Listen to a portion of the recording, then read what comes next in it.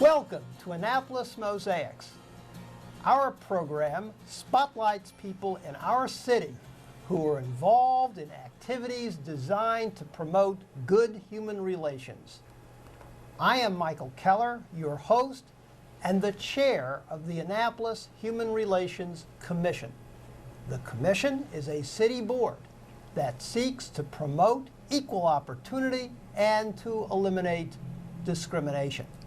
Annapolis Mosaics has initiated a series on the topic of the future of public housing in Annapolis.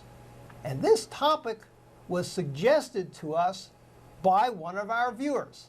So those watching the program, you're strongly encouraged to keep your suggestions coming to us. We do listen to them and follow up. And my guest today is Dick Callahan, who is a member of the Board of Commissioners of the Housing Authority of the City of Annapolis. Dick, welcome to Annapolis Mosaics. Thank you, Michael. I appreciate your offering me a chance to come here and talk to you. So, could you share with our viewers a little bit about your background, your interest in public housing, and the experience that you've had that has led you to serve on the board of HACA? Well, I guess I go back to about 1951 when I moved to Annapolis. Mother died, moved in with my grandparents in Bay Ridge, actually, when it was a summer community. Went to Annapolis High School, played basketball there. Got a basketball scholarship to Washington College over on the Eastern Shore. Went there and got my degree. Came back to Annapolis, worked at the McCrone Jr. Incorporated engineering firm for a year or two. Sold business forms in Baltimore and never could find exactly what I wanted to do. Probably my best friend was Pip Moyer. And Pip was an alderman and he became mayor. And he asked me to come down and serve in the Recreation and Parks Department. And so I did, and spent my whole career there. Finally found something that I really enjoyed doing. We both played basketball after college with a local team called the Annapolis Falcons, which was an all African-American team. He was the first white player, and when I got out of college, I played with him.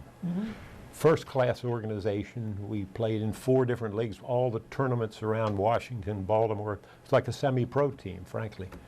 But the most important thing is this was the era of segregation. And civil rights certainly was the biggest issue of my time.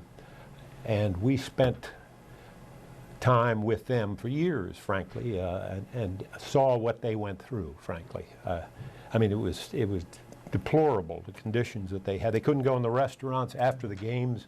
They couldn't go in the bathrooms. These were quality men of integrity from good families, etc. And so we spent our victories celebrating them down at the Dixie Hotel on Clay Street. And so we became, and I became very familiar with, with the African American community. And I said to myself, if I ever get the opportunity to try to rectify this kind of situation, I would do the best to do that. And I was able to, I think, through the Recreation and Parks Department, to have an open door, have an understanding, a feeling, developed a rapport, and got on the same page and made sure that we provided activities for particularly the public housing residents and youth. And we had programs in all of the housing communities throughout the year. In the summers, we had camps. When we opened the first public swimming pool, we bussed the kids from there into the swimming pool. We sent them away on trips. When Zastro Sims was director of the Stanton Center, we had money to send. They went to the Oriole games, they went to the Colt games, they went to the zoo, they went to concerts, they went all sorts of places. When we got to the mid-'80s, the city had a budget crisis. They'd underfunded the Police and Firemen's Retirement Fund. Anyhow, they were going to cut out the Recreation Department. Well, they didn't end up doing that, but we had to eliminate programs, and they fell by the wayside in the public housing communities, and they never came back, frankly. And of course, public housing in the 60s and 70s was not a problematic thing. I mean, there was petty crime and trash and that sort of thing, but the mid-80s, when crack cocaine and hard drugs came in, is when it began to go downhill. And it's gone down quite a bit since then, and to talk about how you solve the problems is another story. I have a view to break it down into three pieces. And one of them is you must redevelop your housing. We have some of the oldest public housing in the country, and it's falling apart. And the only way it can be done now is the way it's being done, with developers and tax credits from the state and that sort of thing. And the second thing is the changing of the police culture. For the last 8 years, we had a reactive police force and consequently we had things happen at night. We had guns being fired. We had kids standing up 3 o'clock in the morning and so forth. I think the new police chief, Bristoop, has done a wonderful job in changing the culture, along with the Capital City Safe Streets program. We now have officers that are proactive. They walk in the communities at night. They get to know the residents, get the trust, of the residents. Kids are not hanging out all night in there now. And the third piece of the puzzle, in my mind, is that we have to provide critical youth services for the dysfunctional youth that we have. We have 1,200 kids living, 17 and under, living in our public housing communities, many of which are fatherless or at least dysfunctional in that regard. And I think we have to provide role models for them on site. When I first was appointed to the board, which would have been about 6 years ago, we had a housing director who had come on board and literally did away with all of the youth activities. The community centers were run down and closed.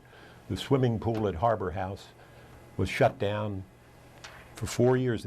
She got rid of key personnel that were doing a great job in that regard, and everything went to seed. It was horrible. And so when I got on the board, my sole purpose really was to reinstate some of those things, knowing how critical they were. And we began, when Trudy McFall was the chair, we began to redo the community centers. We rehired LaRon Fisher, who was our youth services manager, who is just the perfect role model for the kids in public housing and is passionate about what he does. He grew up in O'Berry Court and made a big success of himself. But we need some help. He's kind of a lone hand over there. And so now we've got the city, finally, with the new mayor, participating and becoming a partner, which we could never get in previous years while I was on the board. Considering this as part of the city. These are 1,200 kids that go to school in Annapolis. They live in the city. They may live on federal property, but they're citizens of the city. So I think we're making big strides in that regard. We have a long way to go. And I believe we're moving in the right direction, and with the city on board, and of course, dollars are not available. We all know that all the governments are going through tough times financially, but there are things that can be done without just plain dollars. And I think now the chair of the board, Carl Snowden, was recently appointed to the board, and I've been just happy about what I see with his leadership, and he's changed the whole culture of the agency. In the way they deal with the residents' concerns, their suspicions. The Annapolis public housing primarily consists of families who have stuck together on issues. They share historical experiences. They're extremely suspicious and untrusting of outsiders, including the recent directors that we've had of the agency, and because they always seem to come from somewhere else. I frankly call them recycled bureaucrats, because they come from different cities, and we have not been able to find someone from Annapolis proper to serve in that capacity. We probably need a deputy director from Annapolis to work with whomever the director is. But the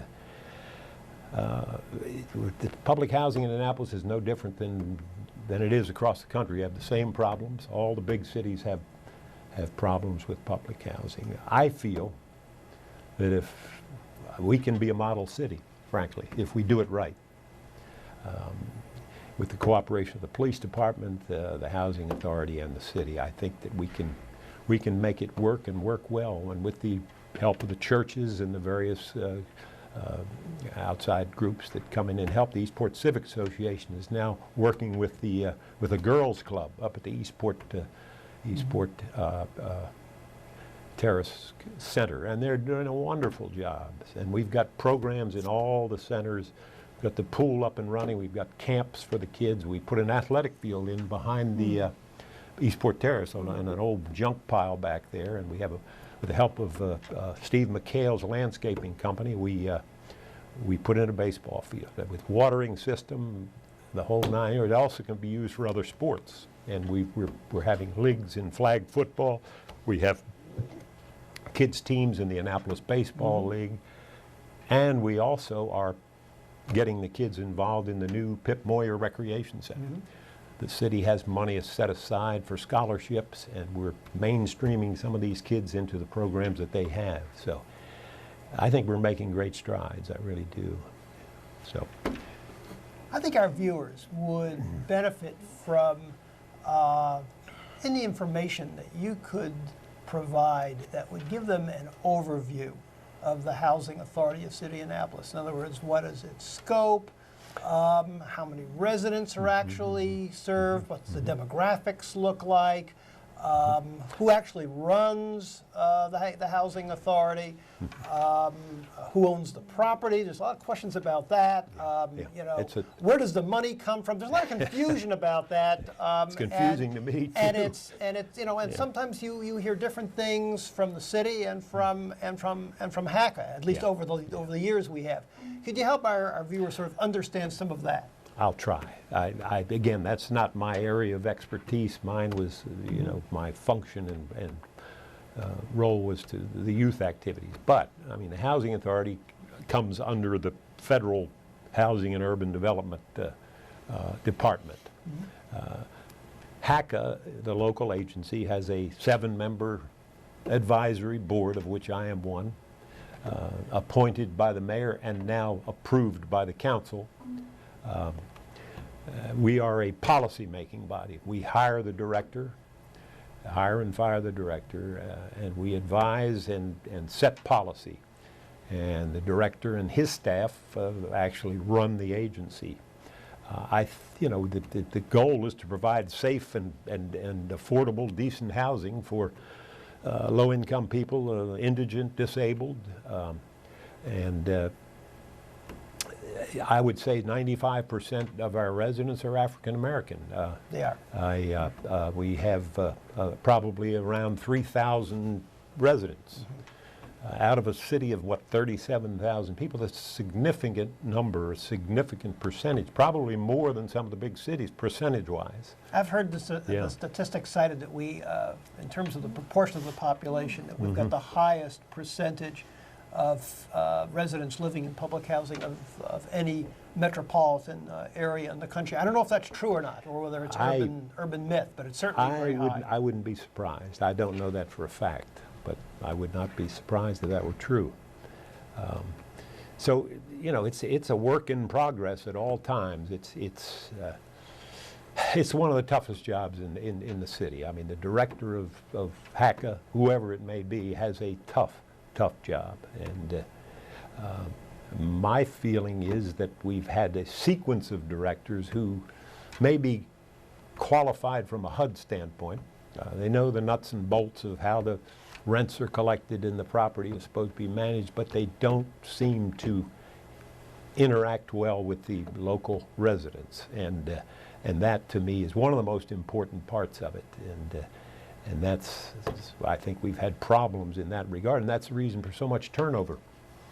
And But you know, it seems to me we're making progress and moving in the right direction, particularly with the city's involvement now, and a willingness to make public housing part of the city, which it is, frankly. You can't turn your back on it. Okay. We're going to So, take a break now, and when we return, I will be talking with Dick Callahan about the 3 specific areas that he mentioned earlier as it relates to the future of public housing, and that is youth, the police, and how to improve the facilities.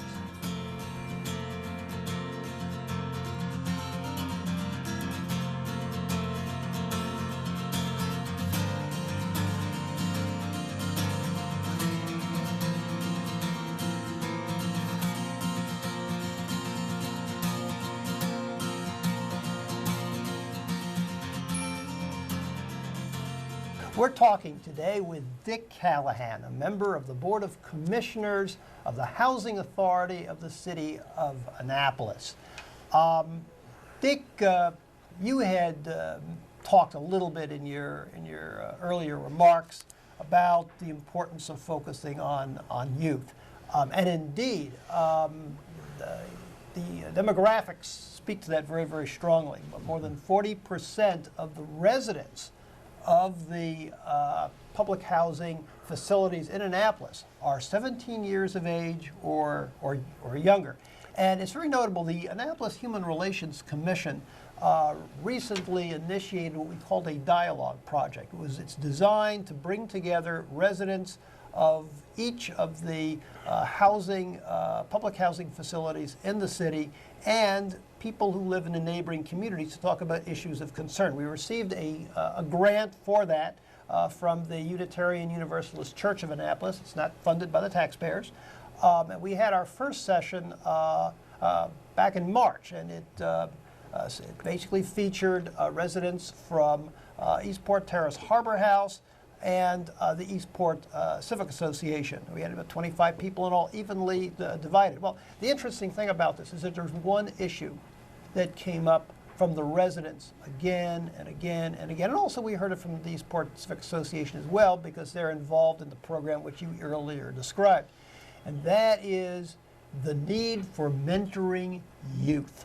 That dominated 80% of the conversation. And so it was really on the minds of the residents, the importance of reaching out to youth and to engaging them and not allowing them to slip into the culture of drugs and crime that can often ensnare generations of people who live in public housing. Can you talk a little bit in detail about your thoughts about this and what's been done and what really needs to be done at this point to deal with this issue, which might very well be the single most important issue that we're confronting in public housing in terms of its future? I feel that way. I mean, I think it is the most important, frankly. You know, we're making strides now. As I said, LaRon Fisher is our youth services manager. He wears all sorts of hats, but he does a tremendous job, and he needs some help. The housing authority, I believe, currently spends in the neighborhood of $250,000 to $300,000 on the community centers, the operation of the pool, the staff that we have, which is LaRon Fisher, and we have 4 girls who work the centers 5 hours a day. They're not there in the evenings and so forth and so on. So in order to provide these things properly, we need some more staff, some more role models, and that's hard to get, especially in light of the budget problems. And it's all that the Housing Authority can afford. And quite frankly, I believe that if I wasn't on this board, they'd find a way to get rid of that part of it and use the money for something else. But I've insisted on that, and we've started, for example, in Robinwood last year. Right, maybe it was the year before last. We started, not we, but we suggested it. I did, and a 17 and under basketball league on Saturday evenings in Robinwood, with 6 teams from the housing communities and a couple of outside teams included. And in order to play, this age group, they have to attend lectures after the games, you know, on different life skills. We have the police department come in and lecture them about drugs. We have a successful African American with that runs a business come in and talk about business and so forth and so on. And that's been extremely successful. I mean, the police department cooperates with that. You know, they have an officer there, and it's these employees give up their time on a Saturday night, but it's one of the most important things we have, frankly. We just need more of these programs, and we need more role models on site. I mean, we could use several more of LaRon Fishers to do the job and to give these kids would grow up with, frankly, and they see on a daily basis. We have homework programs in all of the centers. They have to come in and do homework at Robinwood, at Eastport Terrace, at Newtown, at the Annapolis Gardens, and so we have a lot of wonderful programs. We just don't have enough people involved. We have volunteers. Eastport Civic Association, we can't say enough about them. We're working with the girls program. We could use a lot more volunteers, and we hope that at some point in time the city will be able to share more of those costs. We know the fact that they are in, you know, having financial problems, and this is not a time when that's probably available. But to me, that's crime pre-prevention. You know, when you keep these kids involved, and so we need more of what we're doing now. That's what we do. Yeah. You'd mentioned the role of the police as being an important factor here. And, you know, from my experience, the police are sort of darned if you do and darned if you don't. Let me give you an example.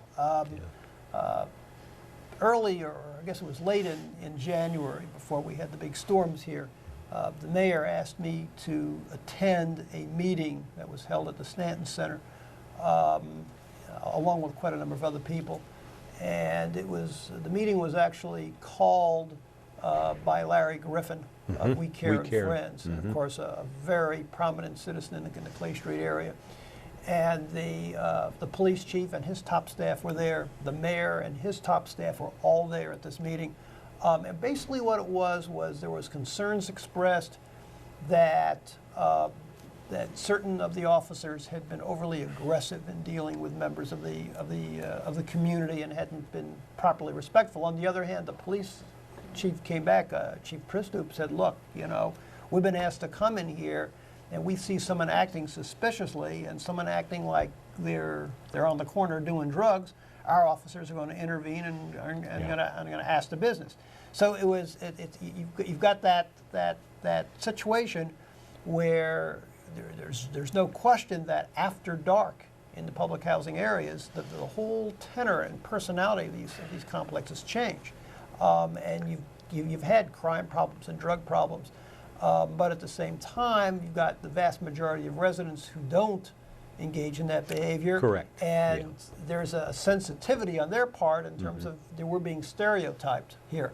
How do you bridge that? Well, I think part of what they're doing now with having officers walk in the communities at night, frankly, and get to know the residents, get the trust of the law-abiding residents, and that goes a long way, in my opinion, to taking some of that fear off of it. I mean, they are damned if they do and damned if they don't. There's no question about that. They've got a tough job, but that's a good way to to start making it correct, I think, and they, as I say, they come out and lecture to the kids in the community centers, and I think they've been doing yeoman service. They can't please everyone, no question about that. But so. And they have enough officers now that they're able to do that. Right. I mean, they were shorthanded, previously, and I think they've hired enough officers now to be able to, to do those kinds of things. In terms of your third point, the importance of rehabbing the public housing facilities in the city. You rightfully made note of it, that this is something that requires more than just the government's involvement, and indeed you've seen the emergence of these public-private partnerships that have emerged to do this, and even efforts that have been promoted to look into more dramatic changes, like allowing residents to possibly buy their own units. At the same time, there is a concern within the communities, given the experience which occurred in Annapolis in the 1970s with urban renewal. With the urban renewal. Yeah. What's your thought about this in terms of how can we best move forward that'll be in the best interests of the residents? Well, let's take, for example, the Clay Street area, Oberry Court and College Creek Terrace. Oberry Court is now torn down. It's the, I get them mixed up. We have Landex and Penrose. One of them has Annapolis Gardens, one of them has the Clay Street area. That's going to be done in 3 phases over there. And I remember the initial meetings and the concerns about redevelopment. And the one premise that everyone wanted, and I agreed with, is that if we have 160 units of public housing over there before we start this, as long as we retain 160 units of public housing to replace that, that's a premise to start with.